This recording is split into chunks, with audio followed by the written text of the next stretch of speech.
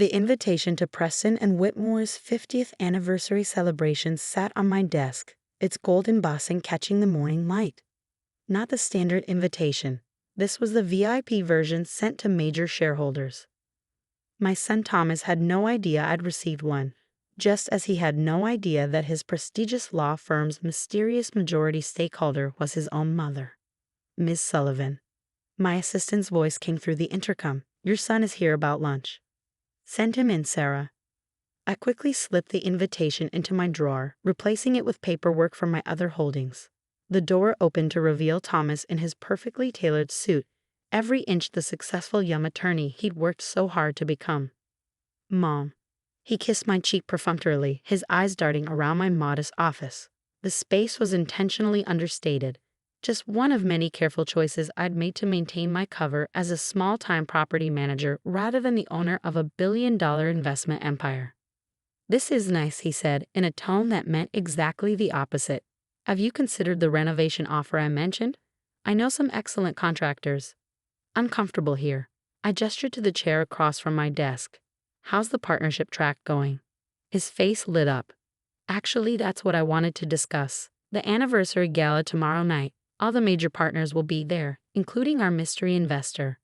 He straightened his Italian silk tie, a gift from me, though he thought it came from his trust fund. It could be my chance to make senior partner early. That's wonderful.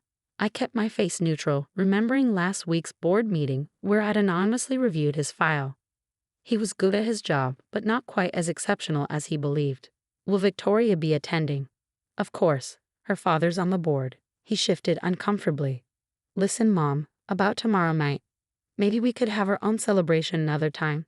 The guest list is very exclusive, and your mother's background might embarrass you. I finished quietly. It's not that, he protested too quickly. It's just, these people, they're very particular about image. Victoria's father especially. You understand, right? I understood perfectly. I understood how Howard Preston II had nearly bankrupted the firm his grandfather built before my investment group stepped in 5 years ago. I understood how Victoria's father, James Whitmore, had voted against hiring Thomas until he learned of his trust fund and connections. Of course I understand. I smiled, thinking of the changes I'd approve for tomorrow's event. You need to maintain appearances. Relief flooded his face. Thanks, Mom. I knew you'd get it. Maybe next weekend we can do lunch at that little diner you like. The little diner was actually an exclusive chef's table I owned, but Thomas assumed its understated exterior meant it was beneath his new social circle. Amazing how perception clouded reality. Actually, I said, checking my calendar, I'll be at the gala tomorrow night. He nearly choked on his imported water. What? How? The cleaning service I manage handles the building's maintenance. Another careful misdirection. My company owned the entire building, along with half the block. I'll be overseeing the event staff. Mom? No. Real panic crossed his face. You can't. Victoria's family, the partners, they can't see you working as a glorified janitor. The words hung in the air between us. 25 years of sacrifice, of building an empire in secret while raising him alone, reduced to glorified janitor. Interesting choice of words. I kept my voice level. Tell me, Thomas, have you ever wondered how you got that interview at Preston and Whitmore? Or how your trust fund stays so healthy? I earned my position, he said stiffly, through hard work and talent. Did you? I pulled out my phone, showing him his original application, the one that had been quietly flagged for rejection until my office intervened. Or did you benefit from connections you didn't know you had? Color drained from his face. What are you saying? I'm saying that tomorrow night will be very educational. I stood up, smoothing my simple but impeccably tailored suit. For everyone. Mom, please. He followed me to the door. Whatever you're planning, don't ruin this for me. The Whitmores, the partners. They're my future. I paused, studying my son's face. Somewhere between his Ivy League education and his corner office, he'd forgotten the lessons I tried to teach him about judging people by appearances. Your future. I opened a door. We'll see about that tomorrow night. Oh, and Thomas, do remember to be polite to the cleaning staff. You never know who might be signing their checks. He left in a confused haze, probably already crafting excuses to tell Victoria about his embarrassing mother. Let him worry. Tomorrow night would reveal more than just the identity of Preston and Whitmore's majority shareholder. After all, I hadn't spent 25 years building an empire to have my own son tell me to use the service entrance. Sometimes the most valuable lessons about respect come in the most expensive packages. And tomorrow's lesson would cost some people everything they thought they owned. The Preston and Whitmore lobby buzzed with expensive perfume and even more expensive egos. I watched from near the service elevator as Thomas worked the room, his arm linked with Victoria's as they navigated the social hierarchy with practiced ease. "Everything is prepared, Miss Sullivan," my head of operations whispered. "The board documents are ready, and the ownership transition papers are in place." Perfect. I straightened my designer dress, Valentino, though subtle enough to pass for a department store find. "Has anyone noticed the changes yet?" "No, ma'am, though Mr. Preston seems agitated about the new artwork in the conference room." I smiled, remembering how I'd ordered the removal of the firm's founding partners' portraits, replacing them with modern pieces from my private collection. The same collection Preston had tried to buy from last year, unaware that the mysterious collector who'd refused his offers was his majority shareholder. "Mom?" Thomas appeared suddenly, his face tight with anxiety. "What are you wearing? I thought you were here with the cleaning staff." Change of plans. I adjusted my simple pearl necklace, the one his father had given me before he died, worth more than Thomas's yearly salary. I received an invitation. "Impossible," Victoria cut in, appearing at his side. "Daddy personally approved the guest list. No offense," she added with a practiced society smile, "but this is a partners-only event." "Is it?" I checked my watch. "Speaking of partners, isn't your father supposed to make the opening speech soon?" "Yes, announcing the mysterious major shareholder." She practically bounced with excitement. "Daddy says they're finally revealing themselves tonight. Some foreign investment group, apparently." Thomas gripped her arm. "Victoria, maybe we should." "Thomas." James Whitmore's voice boomed across the lobby.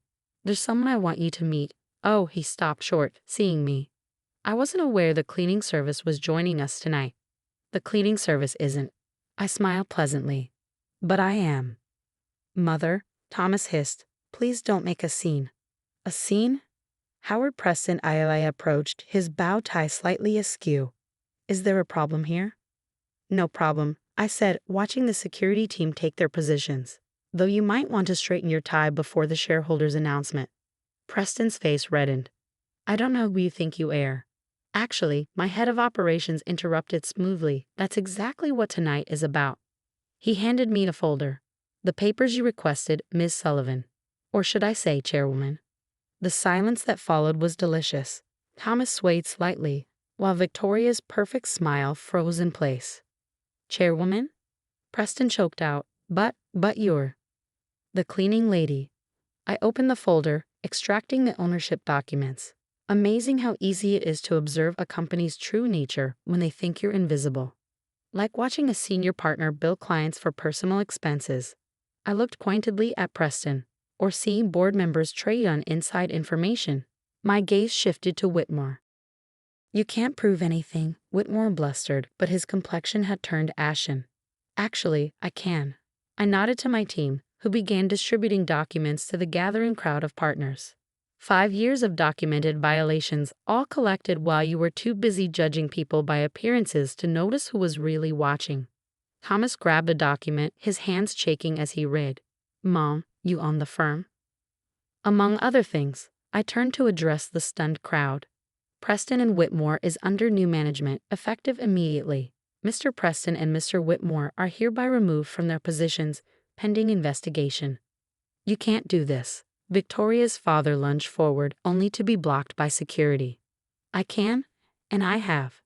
I pulled out another document. "You might want to call your broker. Your voting shares were sold this morning. Apparently, there were some irregularities in your trading accounts that required immediate liquidation." The room erupted in chaos. Partners frantically checked their phones, watching their carefully constructed world crumble. Victoria disappeared into the crowd, leaving Thomas standing alone, staring at me like he'd never seen me before. "Why?" he whispered. "All these years."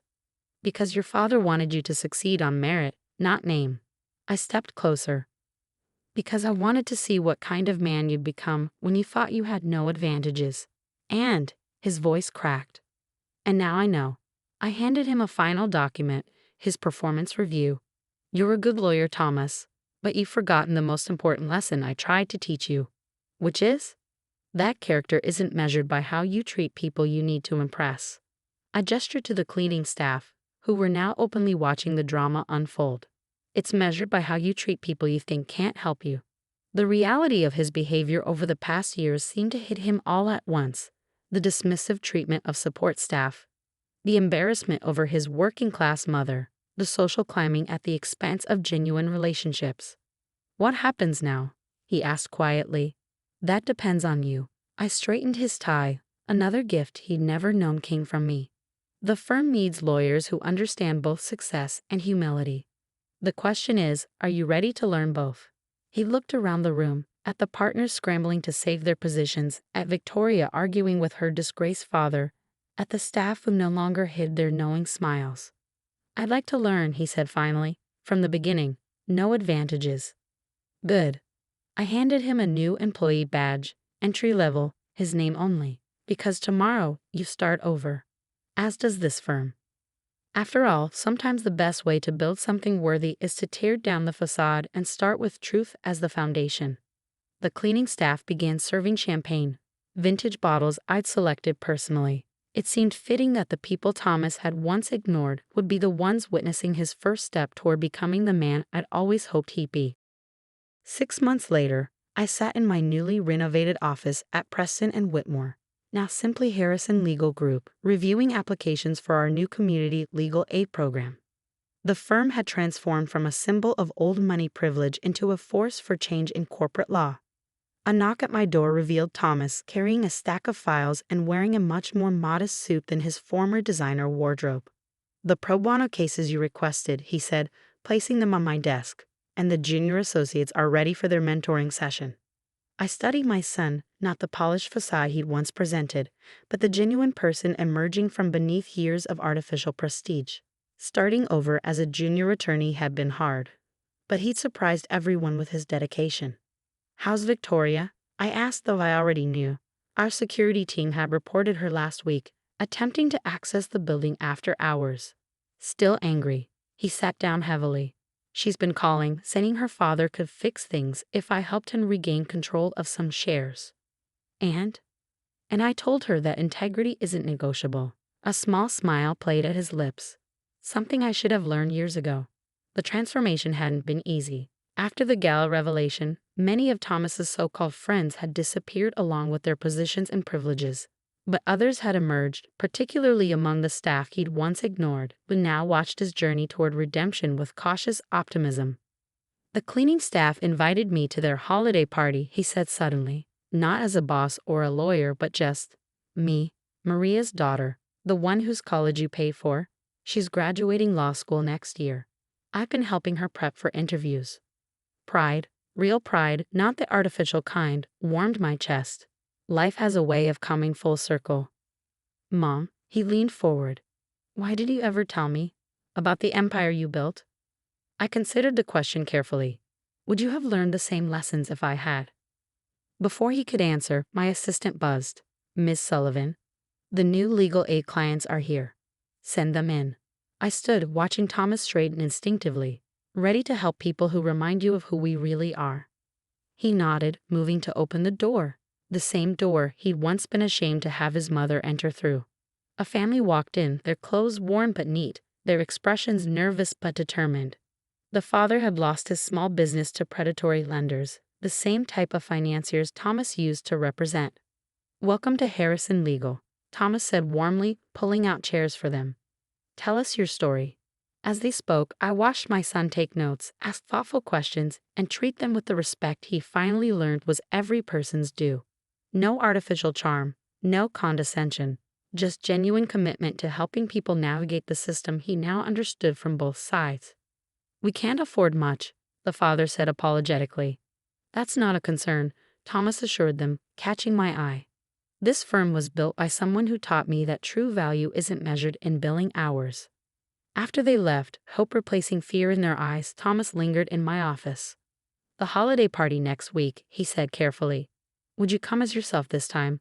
No pretense, no hidden identity. Are you sure? What would your remaining social circle think? He laughed, a real laugh, not the practiced chuckle he'd once used at cocktail parties. I think they'd better get used to my brilliant mother being exactly who she is. I picked up a framed photo from my desk. Thomas at age 5, proudly showing off a drawing of his mom as a superhero. Somewhere along the way, he'd forgotten that little boy's wisdom about what really made someone special. The cleaning staff is coming too, he added. Maria's bringing her famous empanadas. And I thought maybe we could announce the scholarship program. The one for children of service workers? You mean the Thomas Harrison Memorial Scholarship? I smiled at his surprise. Named after a young lawyer who learned to see people's true worth. His eyes misted slightly. Thank you, Mom. Not just for the empire you built, but for caring enough to tear down mine so I could build something better.